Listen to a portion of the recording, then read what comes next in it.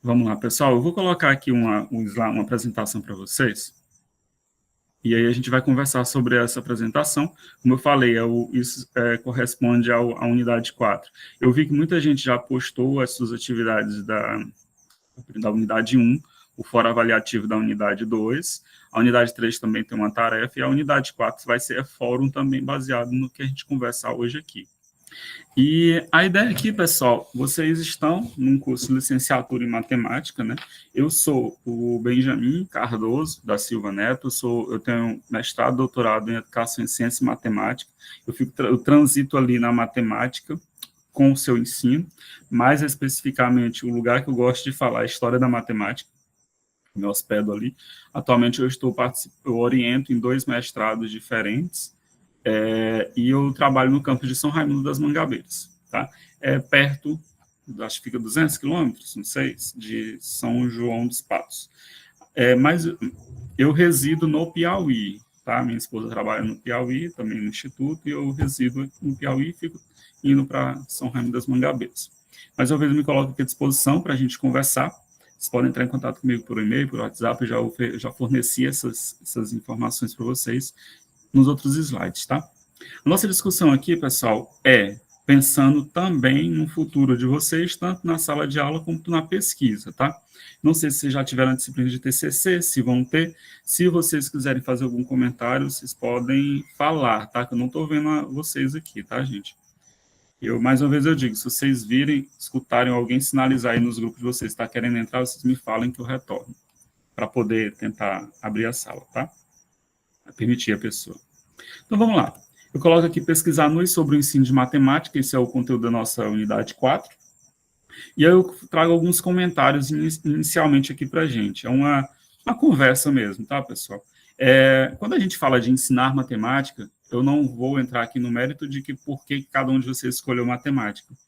Quando eu fiz a minha graduação, há um tempo atrás, pouquinho tempo atrás, eu fiz matemática por falta de opção. Eu tinha uma pegada muito grande para agronomia, para engenharia, mas eu fui para matemática porque era a área que eu me dava bem e era o curso que tinha na minha cidade que dava para fazer. Não tinha esses outros cursos de engenharia, arquitetura, agronomia, mas tinha matemática. Então, fui lá dentro, me vi professor quando eu estava concluindo o curso, mas aí algo ficava sempre pairando na minha cabeça e eu ficava me perguntando, era aquilo que eu queria? Beleza, eu não experienciei outras coisas, então é aquilo que me formei, aquilo que é o que eu trabalho até hoje, tanto para o ensino médio, para o ensino superior, atualmente, não trabalhando no instituto. Mas aí eu coloco alguns questionamentos, isso aqui eu já perguntei em outras ocasiões também, em falas que eu já fiz, o que é matemática? Não cabe aqui a gente responder, mas cabe a gente pensar enquanto professor de matemática. O que é matemática? O que é educação? O que é ensino? Quando a gente se pergunta isso, às vezes a gente já tem, por nossas experiências, a gente já tem um pensamento formado sobre cada um desses conceitos aqui. Porém, quando a gente começa a experienciar a matemática, cálculo, quando a gente começa a experienciar a sala de aula, quando a gente começa a transmitir, alguns falam transmitir aquele conhecimento para os alunos, a gente começa a conceituar isso de modo diferente. E é pensando nisso nessa conversa aqui, tá? Eu acho que chegou alguém, deixa eu voltar lá.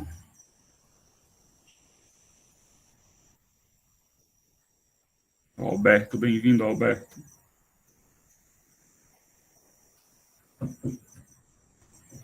Então, dito isso, esses questionamentos, pessoal, eu coloco aqui para a gente pensar, tá? Que não, se a gente colocar para responder, eu sei que cada um de vocês já tem um conceito, mas aí eu queria que a gente conversasse, quem quiser, lógico que chamar, pode chamar para a gente falar, porém, que a gente sirva mais de reflexão. O que é ensinar? O que é pesquisar? Aí eu coloco, por que a gente ensina o que a gente ensina? Eu acho que alguns de vocês já estão em sala de aula, não sei se trabalhando com matemática, ou outra disciplina, ou outra área, ou tá primeira licenciatura, como eu falei para vocês. E mesmo que seja primeira licenciatura, alguns podem até estar em sala de aula também, ou outras áreas. Mas por que a gente ensina aquilo que a gente ensina? Por que eu ensino funções? Por que eu ensino aritmética? Por que eu ensino números inteiros? Será que vocês já pensaram sobre isso? Uma resposta que a gente já pode ter é que aquilo está no currículo. Aquilo está no currículo porque uma política, uma gestão disse aquele conteúdo é para o quinto ano, aquele conteúdo é do sexto, aquele conteúdo é para o terceiro ano do ensino médio. E assim a gente vai fazendo uma matemática que nos é colocada. Até aí tudo bem. Mas por que, que ela está da forma como está e até que ponto ela vai contribuir para o ser cidadão? E aí, por isso, a gente fala das tendências dentro da disciplina. Eu tento apresentar, né, lógico que não são só aquelas tendências que a gente coloca lá dentro no ambiente, mas a gente tenta conversar sobre aquilo numa perspectiva de mudança da nossa perspectiva. E, logicamente, que conversando com a ideia da pesquisa também. Por que a gente ensina do jeito que a gente ensina? Por que eu falo do jeito que eu estou falando hoje sobre formação de professor, nesse caso? Mas quando eu estou lá no ensino médio, eu vou falar de matemática, vou falar, estamos em greve agora, mas aí o último conteúdo era análise, era probabilidade, saiu análise combinatória e estava entrando probabilidade. Por que eu ensino daquele jeito? A gente acaba experienciando, logicamente, alguns formatos. Quando a gente sai da nossa licenciatura, a gente reproduz muitos gestos daqueles que nos ensinaram. Eu digo isso porque isso é bem forte. Eu lembro de um amigo meu que ele tinha os trejeitos e as formas de fazer piadas de um professor da licenciatura, por exemplo.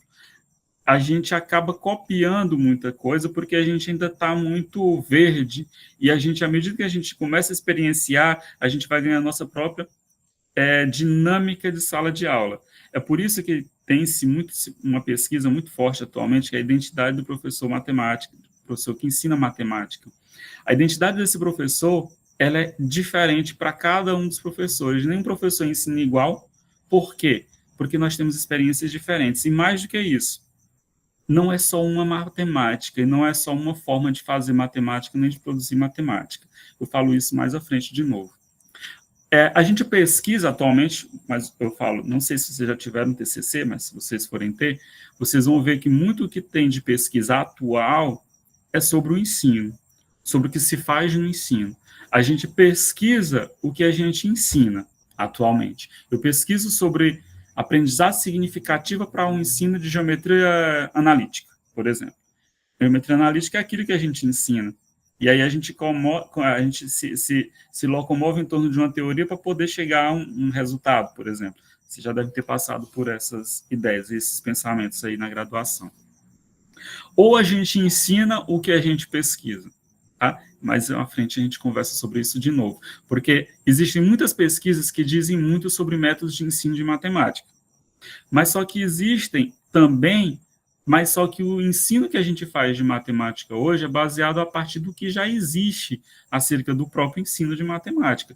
Quando eu falo de etnomatemática, por exemplo, quando eu falo de modelagem matemática, eu não estou inventando aquilo. Vocês não estão inventando aquilo. Aquilo já existe, já foi substanciado e consubstanciado, e já existe um repertório teórico que é aquele que vai validar a teoria para onde o professor pode adotar para, vamos falar, entre aspas, fugir do ensino tradicional. Ou não pesquisamos e a gente só ensina. Será que é isso que a gente faz? Será que não existe pesquisa e a gente só está ensinando nossa própria prática, nossa própria vivência? Ou não ensinamos e pesquisamos? São pensamentos que eu coloco aqui pensando em TCC também, que essa disciplina, a ementa dela diz muito isso. Além dessa perspectiva teórica, tá, das tendências, a gente remete ao que vocês vão fazer em pesquisas. Barulhinho, deixa eu ver aqui quem chegou. A Elida. Boa noite, Elida. Voltando aqui para o que a gente estava comentando, eu não sei voltar para a tela que já estava, mas aí eu vou passando de novo tudo. E aí eu coloco aqui uma ideia, pessoal, do que é essa matemática, né? Com o decorrer do tempo, essa matemática ela vai se solidificando, ela vai ganhando forma. Por isso ela está no livro didático da forma como está, quando se tem um livro didático. Por isso que ela está nos currículos, por isso que ela está no programa inventário das disciplinas. E ela se sofisticaliza com o decorrer do tempo. Essa ideia de sofisticação da matemática, eu vi pela primeira vez um rapaz angolano, é o Nojamba. tem um artigo dele aqui, que ele fala sobre a sofisticalização do conhecimento matemático. Por que ele fala sofisticalização? Ele não fala evolução do conhecimento matemático. Ele fala que a matemática ela vai se solidificando com o decorrer do tempo. Ela parte daquela ideia do abstrato, que é isso que acontece na nossa mente ou na mente do nosso aluno, parte da ideia do abstrato para a ideia do concreto. Isso é realmente a ideia de ensino, eu coloco aqui dentro de parênteses, porque será se é isso realmente? Eu tento formular alguma hipótese sobre o conteúdo de matemática para que se torne mais concreto na cabeça do aluno. É essa a ideia mesmo? Não estou falando aqui do concreto material palpável, tá? É do conhecimento que ele ganha significado. Quando eu falo de teorema de Pitágoras, por exemplo, ele é uma fórmula que, se a gente pensar na forma tradicional, o que acontece? O conceito é definido, o teorema de Pitágoras vai ser definido, vai ser demonstrado, vai ser exemplificado e vai passar exercício para casa. Esse é o pensamento tradicional. Isso é ruim? Não é ruim. Isso tem que acontecer, no meu ponto de vista. Porém, aí cabem outras familiarizações e outras significações são possíveis para o nosso aluno. De que maneira? A maneira que o professor achar conveniente e que ele se adapte. Pode ser através de um jogo? Pode. Pode ser através de um jogo. O jogo pode contribuir à saída da fórmula para a percepção, quando o aluno olhar uma determinada figura que simbolize o teorema de Pitágoras, ele vai saber dizer mais informações sobre aquilo. Estou falando de uma maneira bem bruta aqui, tá? E essa matemática ela vai ganhando sentido à medida que ela é aplicada no meio. Eu coloquei aí do lado um osso chamado de Oxango. Ele está disposto em um museu, se não me engano, de Berlim. É uma das primeiras representações da matemática que a gente tem hoje. Uma das primeiras representações históricas no sistema de contagem são entalhes numéricos. Existem trabalhos acerca desse osso. É um osso de um canino, de um lobo, algo assim desse tipo, de uma época, acho que de 4, 5 mil anos antes de Cristo. E esse osso, ele tinha entalhes que simbolizavam um sistema de contagem. Pensa-se, né? Os historiadores pensam que esse osso era as noites que se passavam, por exemplo, que antes, na vivência em cavernas. E essa mesma matemática, eu trago isso porque para a gente pensar que essa matemática ela não é atual, ela é antiga. E a gente sabe disso, só que a gente às vezes ignora isso, né? A matemática ela é aplicada no meio para se ter sentido. Aí entra esta matemática, modelagem. Quando ela está matemática por matemática, ela realmente vai ser mais difícil de ser compreendida porque a sociedade já fez isso com a gente, de tentar perceber que a matemática ela é mais difícil do que outras ciências. A matemática ela dá sentido à organização da sociedade. Eu falo sobre isso na apresentação que a gente fez das outras unidades, porque nós somos organizados matematicamente. Eu falo isso em uma das, acho que unidade 1, nós somos organizados em filas, nós temos intervalos de tempo para ir ao dentista, a gente tem um prazo para entrar de férias, a gente tem um prazo para entregar o nosso diário, a gente tem que fazer médias de aluno, os alunos têm que fazer as médias deles, somatório de notas. A gente é organizado matematicamente o tempo inteiro, tá? E só que parece que isso é alheio ainda, tanto para nós que ensinamos, quanto para os alunos. Por isso a necessidade do sentimento matemático. Esse contexto da matemática que eu estou colocando para vocês, e eu também já comentei isso antes, em outras unidades, é uma matemática que ela é eurocêntrica, né? Ela vem daquela região da Europa, um pedaço de Ásia também, porque ela foi construída ali, ela ganha aquele status de ciência lá, e lá ela é difundida para o continente americano, para a América do Sul, para a América Central. Ela é difundida de uma maneira que a gente acaba assumindo toda aquela matemática que está presente no livro didático como verdade absoluta, desconsiderando outras espécies de matemática. Mas aqui não vem ao caso ainda falar sobre isso. Mas a matemática que a gente usa hoje é a matemática dessa região aí, que compreende o Iraque, que é a antiga Mesopotâmia, por exemplo, a Índia, o Irã, que compreende a região dos hindus, alguns gregos enormemente, a gente tem uma matemática grega, nosso alfabeto é grego, a gente tem uma ciência grega, matemática, muito forte, e ela é a que é passada para a gente na nossa formação, e ela que é trabalhada nos dias de hoje no livro didático, chegando lá no aluno. Essa é a matemática que a gente trabalha. Só que essa matemática não é do acaso, ela não pode ser adquirida como verdade absoluta. Ela passa por um processo de invenção o tempo inteiro, criações, ela se inova, ela é refutada. Isso aconteceu, por exemplo, no cálculo. Acho que vocês estão tendo ou vão ter a disciplina de cálculo 1, cálculo 2, mas cálculo, por exemplo, foi refutado a todo instante, a todo momento. E nesse sentido, gera troca de experiências, gera conflitos entre autores renomados hoje, gênios da matemática hoje, que a gente considera, que acaba formando essa matemática da forma como a gente conhece. Keiliane quer entrar. Boa noite, Keiliane. Só se vocês souberem como é que eu fico na página mesmo, porque senão eu passo só direto aqui, que eu não sou adepto dessas tecnologias. Essa troca de experiências que gera refutação, que há conflito entre autores que são gênios da matemática, que a gente considera como gênios da matemática, que construíram a matemática que a gente trabalha hoje, contribui para a matemática que está posta. Só que essa matemática ela não acabou, ela continua sendo construída e sendo feita. Toda a matemática que vocês estão estudando aí na graduação de vocês, ela não é única, tem coisa além. Se for com um mestrado em matemática, você vai ver outra matemática diferente dessa que você trabalhava no ensino superior, na graduação, porém ela vai servir para te dar ensinamentos dessa outra matemática de um nível mais superior ainda, cálculo 4, por exemplo, que eu não sei se vocês têm na graduação, análise, por exemplo. Mas o que eu quero dizer com isso? É que a matemática ela se sustenta, tem uma sustentação histórica, mas ela ainda está sendo construída. E se a gente pensar que o que a gente faz com matemática, a gente leva para a base dela. Qual é a base dela? A aritmética básica, é a soma, subtração, multiplicação e divisão. Um pouco mais de tempo, a gente encontra a raiz quadrada, a potenciação, que vai melhorar muito mais esse logaritmo, que vai melhorar mais essa situação. E aí eu coloco aqui toda essa necessidade de troca de experiência, de inovar, de criar, de recriar, de inventar. Eu coloco um exemplo, que eu já levei esse exemplo para outras apresentações que eu já fiz, inclusive uma palestra no mestrado, que eu oriento alguns alunos nele. Eu falei da necessidade de um martelo.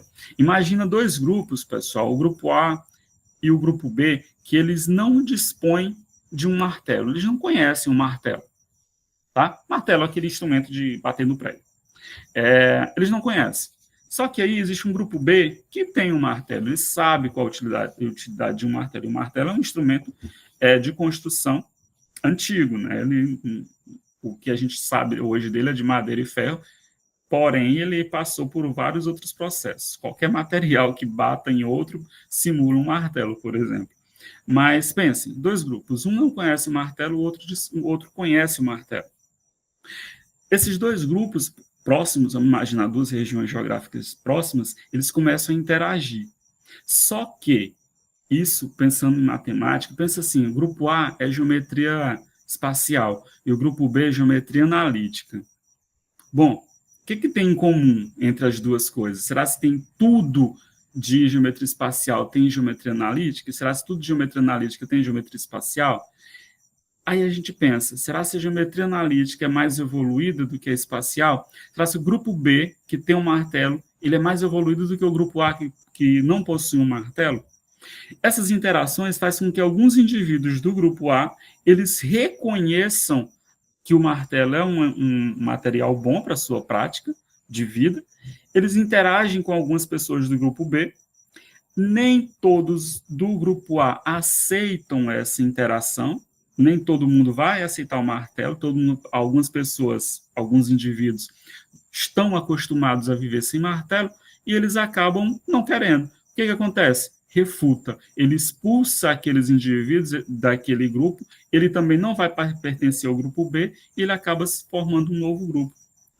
E esse novo grupo, eu falo isso aqui para falar de matemática, tá, pessoal? Esse novo grupo, ele tem conhecimentos diversos, ele sabe o que tem lá naquele grupo A e sabe o que tem no grupo B. ele tem mais informação ainda. Se a gente pensar no conhecimento da matemática, a gente está falando de educação matemática. A educação matemática, pessoal, ela é educação mais a matemática. E o que, que tem na educação? Psicologia, linguagem, antropologia, sociologia, tecnologia. A matemática não explica a área da educação. E a educação não explica a área da matemática. Mas quando há uma convergência de saberes, a gente tem uma nova área, que é aqui, eu estou falando de educação matemática.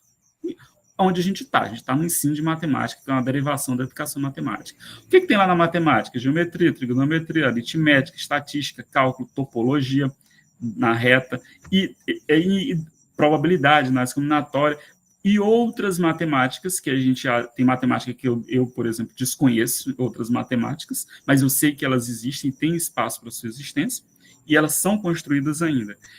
Só que elas não dão base para tudo, elas não explicam tudo. Eu preciso de outros entendimentos. Por exemplo, a bioquímica. Bioquímica é a junção da biologia com a química. Por quê? A biologia sozinha não explica a química e a química sozinha não explica a biologia. O que se faz necessário? Adeptos da junção das duas ideias, que é biologia e química. O que faz surgir? Um curso ou a disciplina de bioquímica. E assim acontece com várias outras áreas. Bioestatística, por exemplo, que explicou a ideia do vírus durante a pandemia, por exemplo. Existe uma conotação matemática ali, que a matemática da base sustenta outras áreas, mas ela sozinha não se sustenta, ela não sustenta tudo sozinha, ela precisa de outras interações, tá? Coloco isso aqui para a gente falar um pouco dessa evolução que eu estou propondo da matemática. As perguntas de pesquisa, baseado em toda essa necessidade da formação de novos indivíduos, as perguntas de pesquisa elas se modificam com o tempo. Pessoal, eu fico do lado de fora de casa quando eu estou nessas aulas, porque eu tenho um bebê e acabo não ficando dentro de casa. Mas tem cachorro, tem grilo, viu? Tem carro passando. Esse é o barulho que vocês podem estar escutando aí, tá? Um grilo que está aqui forte, que só é um cachorro ali da rua. As perguntas de pesquisa, peço desculpas pelo barulho, se estiver atrapalhando vocês. As perguntas de pesquisa elas vão se modificando com o tempo. E aí eu coloco um exemplo clássico aqui para que a gente pense também nos projetos de TCC de vocês. Algumas finalidades da educação matemática elas vão se destacar quando eu pesquiso nessa área. Existe uma finalidade prática ou existe uma finalidade científica? Isso aqui que eu coloco é de acordo com o Kilpatrick, 96, tá? Eu sou fã do Jeremy Kilpatrick e eu gosto bastante dos textos dele, principalmente quando ele fala dessa finalidade. Quando você busca uma licenciatura, uma especialização, um mestrado, um doutorado, você tem uma finalidade prática para isso, porque você quer se profissionalizar naquela área. Mas também uma finalidade científica, porque se você produz matemática ou produz pesquisa na área do ensino de matemática, você também tem uma finalidade científica. Então, pensem, a gente tem uma responsabilidade muito grande aqui. Eu estou falando isso porque o ideal é que a gente saia como professor de matemática, mas que a gente não fique só sendo professor de matemática, que a gente pesquise educação matemática, produza mais matemática, não sozinho, mas também com os nossos alunos. É aquela ideia do organizar-se e sistematizar matematicamente. Pessoal, vocês estão aí, né? Sim. Tá, não caiu minha internet não, né? Vamos lá. Então, eu falei da ideia da criação, a matemática ela se cria também, ela vai sendo criada com o tempo, mas também ela se inova, ela se inventa, mas ela não faz isso sozinha, faz isso a partir das necessidades humanas que vão se modificando. Eu falei o exemplo da pandemia. A biologia, a química, a medicina não explicava sozinha o crescimento, a evolução e a projeção de quantidade de infectados pelo coronavírus, por exemplo.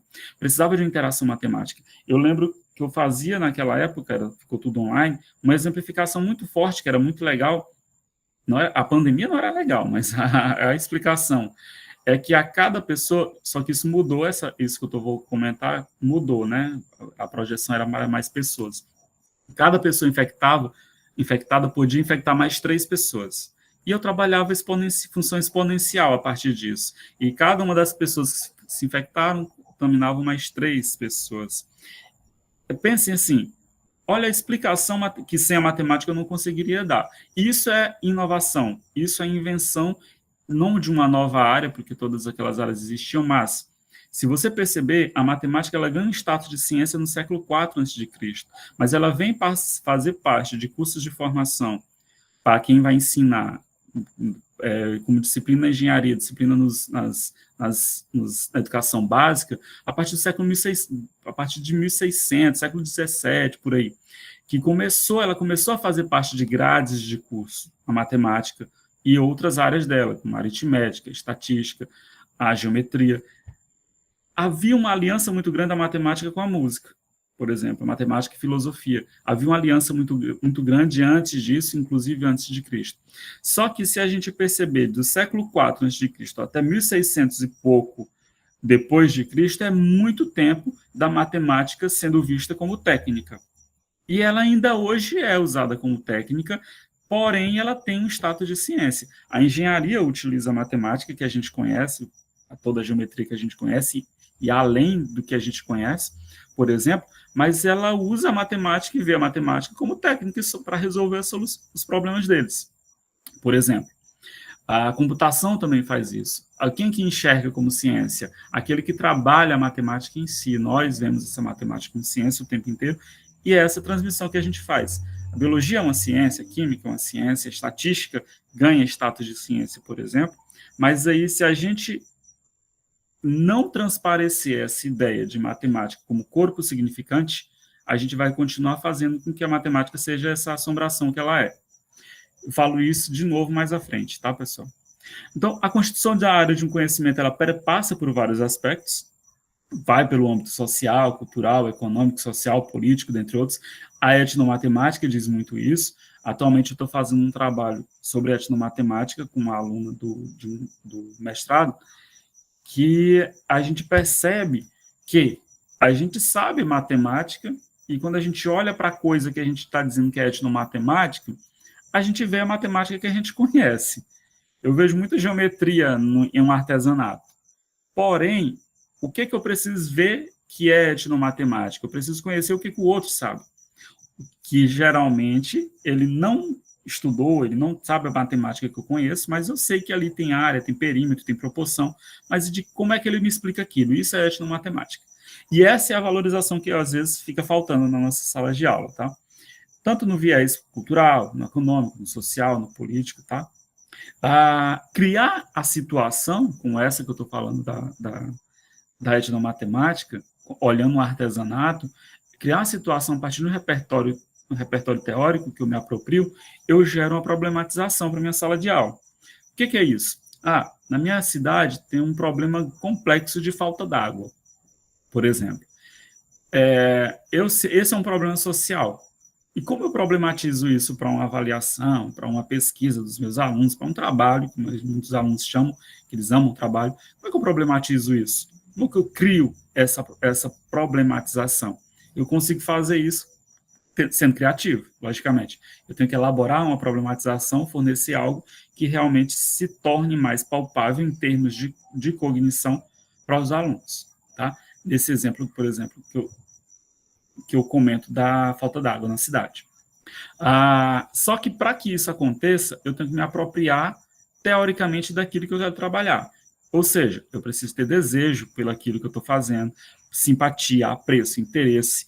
Eu tenho que proporcionar, ver que aquilo é desafio para mim, é desafio para os meus alunos. Eu tenho que ser ousado, criativo, eu tenho que fornecer possibilidade de que meu aluno seja autônomo na criação do pensamento dele. O Deleuze Oikov fala dessa ideia de problematização. E olha só, pessoal, eu estou fazendo esse passeio contando a necessidade da matemática para que a gente chegue na nossa sala de aula e pense que essa matemática ela é social também, ela é cultural também, ela é política também. Então, ela é passível de problematização. E aí a gente pensa, lá na resolução de problemas de George Pollock, que a gente até fala nas unidades, a gente tem essa visão de o que é um problema, né? Bom, o que é um problema para a gente? A minha conta de luz, por exemplo, é um problema, mas um problema em matemática é isso mesmo? É essa mesma situação, esse mesmo sentimento que eu vou ter? Jorge Polya, ele traz toda uma situação falando o que vem a ser problema. Deleuze Oikov, como tendência, tá? Deleuze Oikov, ele fala da problematização. O que é a problematização? É gerar com aquilo que eu tenho uma inquietação que eu consiga levar para a sala de aula. Eu falei da falta de água, podia ser falta de energia elétrica, por exemplo, podia ser energia solar, que está bem comum atualmente, poderia ser algo do campo, poderia a produção de polpa, de acerola em uma determinada região, tudo isso é passível de problematização. Mas eu não consigo fazer isso sozinho, sem ter conhecimento sobre aquilo que eu quero falar.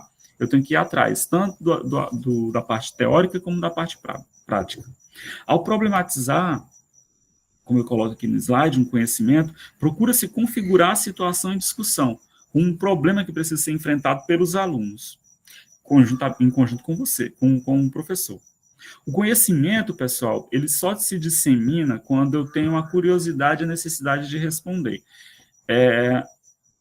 De outra forma, às vezes, a gente trabalha, como eu falei, eu não conheço vocês, eu não sei se vocês já estão na sala de aula, presumo que sim, mas às vezes a gente trabalha matemática por matemática. A gente busca, aqui tem até aquele meme, acha o X, e o carinha circula o X lá, né? No Teorema de Pitágoras, o triângulo retângulo. A gente às vezes trabalha matemática por matemática, e a gente esquece outras ferramentas que se pode trabalhar dentro de matemática. O próprio fato da interpretação de texto, por exemplo, que às vezes os problemas eles são muito diretos, e a gente aprendeu a fazer isso com o tempo. Na nossa formação no ensino fundamental, no ensino médio, a gente aprendeu a fazer isso também, a gente acaba reproduzindo. De certa forma, a gente acaba se confortando com aquela situação, que é aquilo e pronto, uma receita pronta que eu tenho que seguir. Quando eu tenho que sair daquilo, eu tenho problemas e medo e anseios de será se eu chego naquele resultado mesmo? O conhecimento ele se dissemina de alguma forma, e ele, ao se disseminar, ele tem contato com novas instruções e técnicas. Isso, historicamente, pensando em matemática, é isso que acontece. Passa por aspectos culturais, econômicos, políticos, sociais. A matemática, por exemplo, o cálculo, quando ele foi desenvolvido, mais uma vez eu digo, eu não sei se vocês estão tendo essa disciplina, se vocês vão ter, geralmente ela fica no terceiro, quarto período, mas o cálculo ele foi desenvolvido em uma região rica, se a gente pensar bem. E quem desenvolveu o cálculo foi Leibniz e Newton, eles eram ricos. Eles tinham posses, na verdade. Eu acho que o Newton era mais, inclusive. Professor, a gente vai ter no quarto período. Aliás, no terceiro. Estou vendo aqui a base curricular. Certo, obrigado. Muito obrigado pela informação.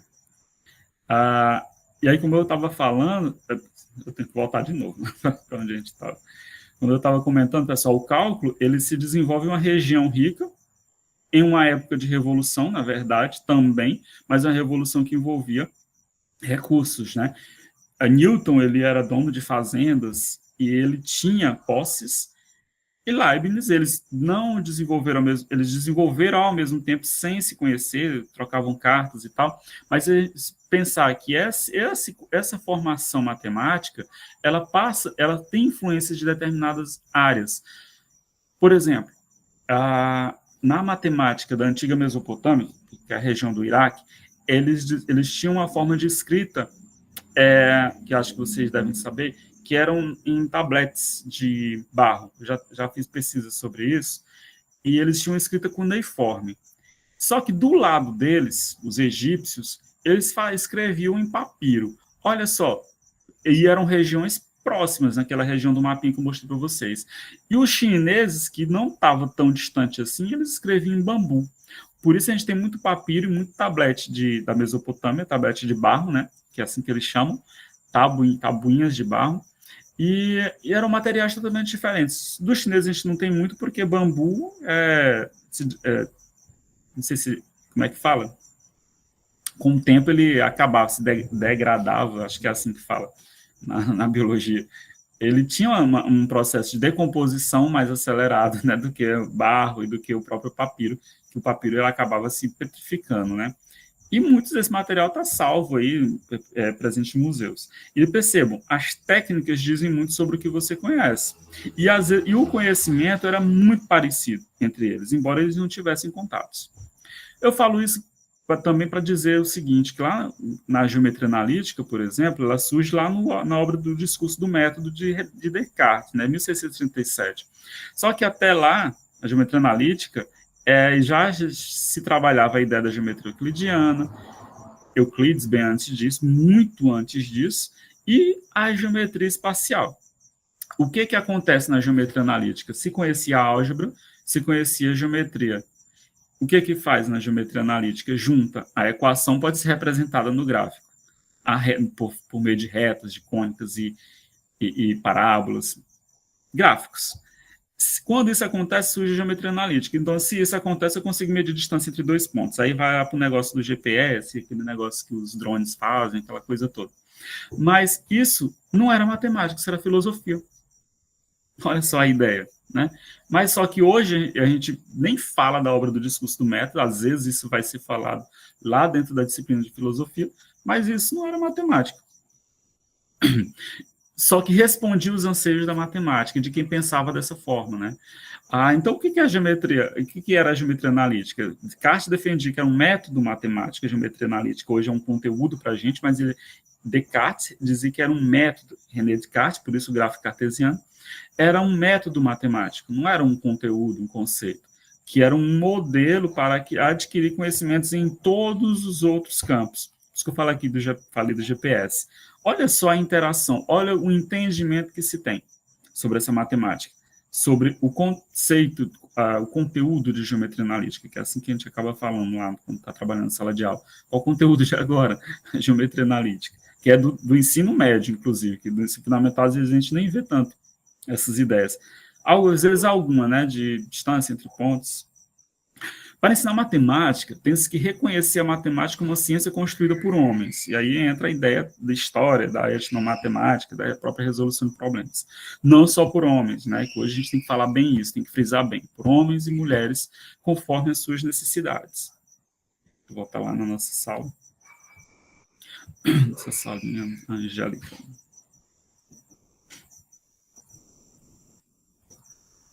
Acho que chegou outra pessoa. A Poliana agora. Boa noite, Angélica. Boa noite, Poliana. Então, continuando aqui, gente.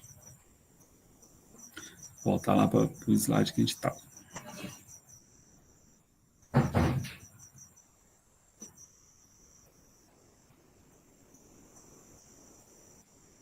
E aí, falando dessa ideia de uma ciência que é construída por homens e mulheres, são esses seres, esses homens e mulheres que praticam e produzem a matemática. E aí eu coloco assim, praticam e produzem, porque essa matemática ela foi produzida sim, mas antes de ser produzida, ela foi praticada, ela foi pensada, ela foi tida como verdade. E ela não acaba aqui. Ela continua sendo produzida. Os nossos alunos, eles fazem matemática. Às vezes a gente que desconhece a forma como eles pensam, porque a gente imprime a forma de se pensar. Eu digo que resolver a equação de segundo grau é essa fórmula e pronto. Quando eu faço isso, eu estou limitando, né? Eu posso estar errado ao pensar dessa forma, mas eu comento isso, mas eu estou limitando por quê? Porque existem outras formas de se pensar e existem outras formas de serem visualizadas. Eu não sei se vocês lembram, que acho que é Júlia, o nome de uma menina, acho que foi ano passado, ou foi 2022, que ela descobriu uma forma de encontrar raiz quadrada. Acho que era raiz quadrada. Eu até peguei essa notícia um tempo e salvei. E aí gerou um artigo do professor dela, que se não me engano ele fazia mestrado, era doutorado. Não sei se vocês lembram desse caso. Foi noticiado até no Jornal Nacional, Jornal Hoje. Acho que, se não me engano, passou no Fantástico também. Eu gosto da programação da Globo. E aí, essa aluna, ela viu uma nova forma de fazer. Se vocês conseguirem pesquisar aí, vocês verem, não sei se é Júlia o nome da menina, ficou conjectura de Júlia, uma coisa assim. Ela conseguiu perceber uma nova forma de fazer. Mas ela foi curiosa, tinha um certo desenvolvimento em matemática, tinha ganhado alguma Olimpíada, sim, mas essa é a prática que os nossos alunos são possíveis de fazer. Por que eu digo isso? Porque a gente cria matemática também. Ela, embora eu diga, a fórmula de Bhaskara é assim, eu consigo resolver por método de completar quadrados, eu consigo resolver pelo GeoGebra, beleza. São formas de se resolver, mas a forma como você explica é sua. A forma como você diz, a forma como você prova, demonstra, é sua. Isso é produzir matemática. Não é porque eu produzi uma nova fórmula, porque eu produzi uma nova resposta, eu consigo encontrar novos meios. Não é essa a ideia. Também é isso. Mas é a forma como eu consigo explicar e argumentar. É o poder da argumentação, tanto para o professor quanto para o aluno. São e foram essas pessoas que transportam e transportaram essa matemática para outros lugares na formação de idealidades. Historicamente, essa matemática que a gente trabalha hoje é uma matemática toda branca, né? Veio da Europa para cá. E aí a gente desconsidera a matemática da África, a gente desconsidera a matemática da América do Sul, da América Central. A gente acaba desconsiderando e aceitando aquela como a forma única. Mas não é bem assim. Se a gente quiser pensar matematicamente, a gente tem que instruir também nossos alunos que outras alternativas existem. Dá tempo? Não dá tempo de fazer tudo isso. Mas aí uma sementinha que a gente colocar já pode gerar algum fruto no futuro. Tá? Isso quem coloca é a Maria Aparecida Vigiane Bicudo, tá? Uma autora nessa área da educação matemática. Eu trago aqui uma representação geométrica, são duas imagens, pessoal, porque assim, esses autores, Lins é um dos autores que trabalhou isso, ele trabalha numa ideia trabalhava uma ideia de que o aluno e o professor, eles pensavam no mesmo caminho. Se vocês virem aí nessa palavra junto, significa que eles estavam juntos até chegar nesse ponto R. Durante uma aula, o professor explica, o aluno está lá entendendo o que o professor está dizendo. Na primeira perspectiva desses autores, eles caminhavam juntos até um determinado ponto. Quando chegava em determinado ponto, havia um distanciamento entre eles. A professora ia para um lado, o aluno ia para outro. Só que aí, ele mesmo diz, os mesmos autores, eles colocam o seguinte, não é essa ideia que acontece. Esse aluno e essa professora, eles não pensam juntos o tempo inteiro, chegando a determinado ponto, eles divergem. É como se eu vou falar que hoje é de equação de segundo grau. Beleza, esse é o valorzinho de A, de B e de C, que acontece dos coeficientes lá na equação de segundo grau. Só que aí, essa explicação, à medida que o professor vai falando, parece que o aluno está compreendendo da mesma forma.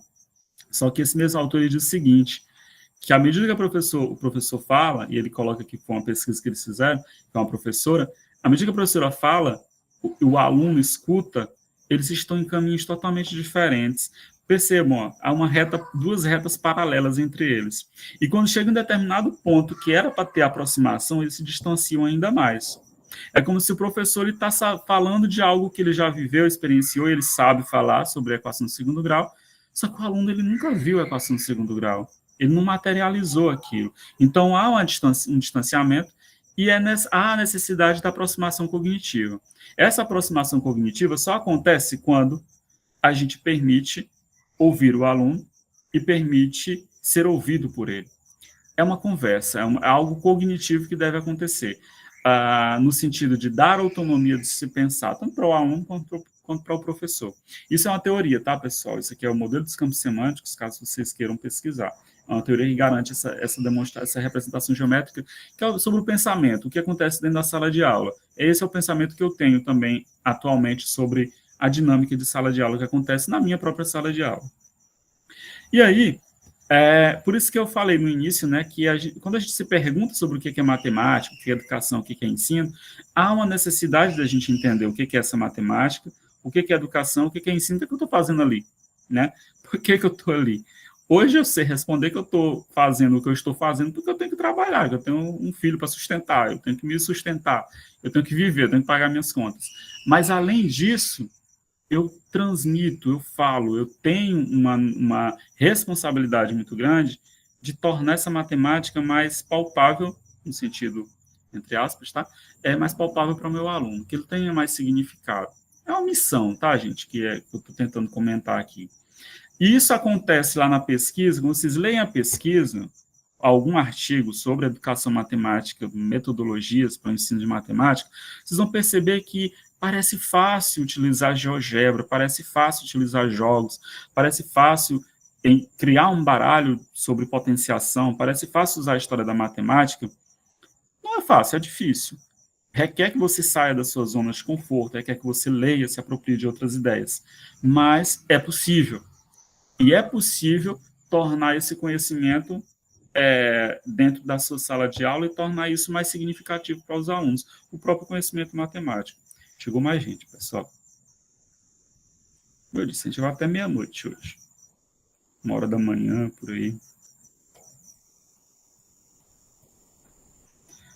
Boa noite para quem acabou de entrar. Não, acabei que eu ouvi o nome e esqueci de falar.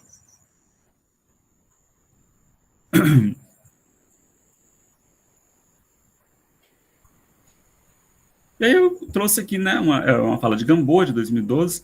Ele diz que há uma necessidade de compreender, né, de se entender o que é matemática, educação e ensino. E se a gente pensar, a gente já tem essa concepção. O que a gente faz com ela? Amadurece ela.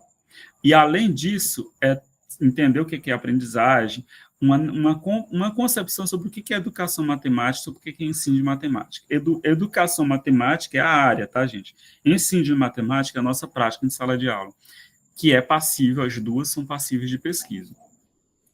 E aí, eu falei antes para vocês que as questões de pesquisa elas vão mudando. Eu não sei qual a prática que vocês têm de ler artigos científicos, dissertações, TCCs, não sei qual a prática que vocês têm, mas se vocês observarem, se fizeram uma pesquisa na área de matemática, de ensino de matemática, por volta de 1970, 1980, e buscar o que as pessoas perguntavam em suas pesquisas, elas perguntavam isso. Como que o aluno aprende matemática? Como que o professor ensina? Como que o professor se forma? Como se ensina? Como aprender a ensinar? A gente se pergunta muito isso. Como ensinar a aprender? Por volta de 1970, início de 80, as perguntas de pesquisa elas eram dessa forma, naquilo que voltava para ensino de matemática. Logicamente, algum de vocês até comentou sobre que a área da educação matemática no Brasil ela só vem ganhar realmente o status de educação matemática depois de 1980. E até então, as questões eram muito psicológicas, né? Entender como o aluno aprende, eu, Benjamin, não consigo dizer, tá? Porque é uma questão muito profunda. Eu não leio psicologia, por exemplo, para entender isso. Como depois de 1970, 1980, por aí, 1985, as perguntas começam a mudar. Elas evoluem. Como que o aluno aprende aquilo que a gente está ensinando? Como ensinar o que a gente ensina? Como olhar para aquilo que o aluno aprende? Como olhar para o que a gente está ensinando? Essas eram as perguntas de pesquisas a partir de 1980.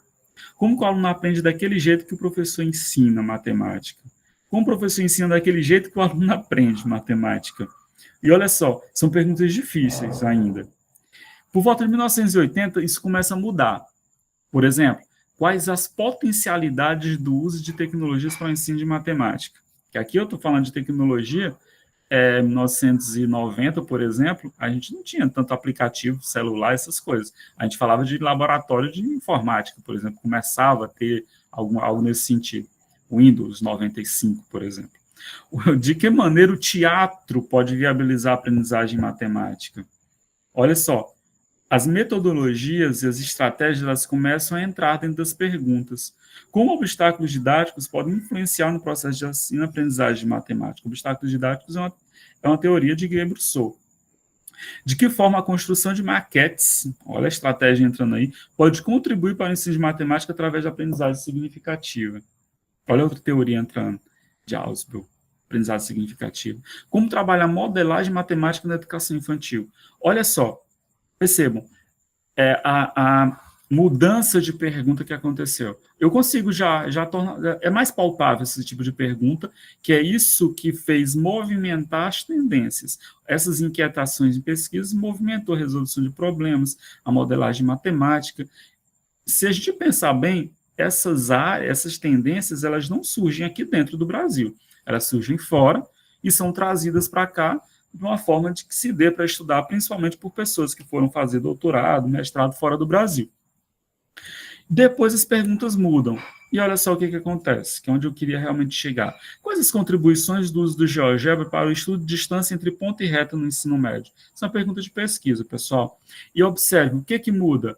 O conteúdo. O conteúdo está entrando aqui dentro, assim como está entrando na metodologia, ou tendência, né? Estou falando aqui de GeoGebra, que está dentro das tecnologias. De que maneira o teatro pode contribuir para o ensino de Teorema de Tales em turmas de ensino fundamental? Olha a presença do conteúdo matemático aí. E é assim que as pesquisas vão acontecendo agora. As pesquisas nessa área, tá? De pesquisar em sala de aula, pesquisar aluno, pesquisar professor. Quais obstáculos didáticos podem ser evidenciados no ensino de cônicas para alunos do terceiro ano do ensino médio? Como era o ensino do Teorema de Tales da escola tal entre 75 e 80, por exemplo? Olha só, a situação pela qual a gente está se movimentando, mobilizando questões de pesquisa. Eu estou tentando ser mais específico nessas questões, que isso vocês vão ter que fazer, um exercício que vocês vão fazer daqui para a defesa do TCC de vocês. As pesquisas, elas deixam de ser sobre as coisas, pessoal, e ela passa a ser com as coisas. A pesquisa, ela passa a ser com o aluno, passa a ser comigo, passa a ser com o diário de classe, passa a ser com o professor, passa a ser com o conteúdo, com a tecnologia, com a tendência, com a metodologia que eu estou utilizando, com a maquete, por exemplo. As perguntas, elas mudam, porque são as perguntas que movimentam a pesquisa. E isso, vamos pensando em sala de aula, é o que movimenta a sala de aula, pessoal. O que movimenta ela? São as perguntas, são as curiosidades, são as indagações, são as vontades e as necessidades que a gente enxerga. Quando eu comentei para vocês, lá na cidade que eu trabalho, que é Mangabeiras, São Raimundo das Mangabeiras, há uma falta d'água muito grande. O que eu fiz com os alunos? A gente foi entender o que eu exemplifiquei aqui, foi entender qual o motivo das faltas d'água. E a gente percebeu que tem a ver com o diâmetro da tubulação dos canos, a tubulação é o cano, né? Das tubulações da cidade, de alguns bairros da cidade. A gente, olha só o que a gente foi entender. A gente percebeu que os canos mais antigos, eles eram mais largos, tinham um diâmetro maior. E se eles têm um diâmetro maior, eles têm menos força para circular a água. Olha só a física acontecendo aí também. E se eles têm um diâmetro menor, o impulso é maior para chegar até o lugar mais alto na caixa d'água, no bairro mais alto. A gente entendeu essas coisas e a gente tenta explicar isso matematicamente, né? É um exemplo que eu estou colocando aqui para vocês, tá, pessoal? Exemplo que eu nem estava nem tinha anotado isso aqui, mas é um exemplo que eu lembrei. Então, o que movimenta a pesquisa são as perguntas e os objetivos sustentam a existência da pergunta. Qual o objetivo de sala de aula, o objetivo da nossa pesquisa, tá? Então, por isso que o professor, o pesquisador, ele não pode parar de se perguntar, de questionar o seu objeto. Aqui o objeto, estou pensando no conteúdo, na prática social, naquilo que eu quero problematizar, tá? Pensando sempre na realidade dos alunos. E aí eu coloco aqui como questionamento para que a gente reflita, e na sala de aula, há problemas para o ensino de matemática? Porque tem no ano passado, final do ano passado, eu falei com um grupo de professores na oficina, e aí eu perguntei assim, qual a dificuldade de ensinar matemática?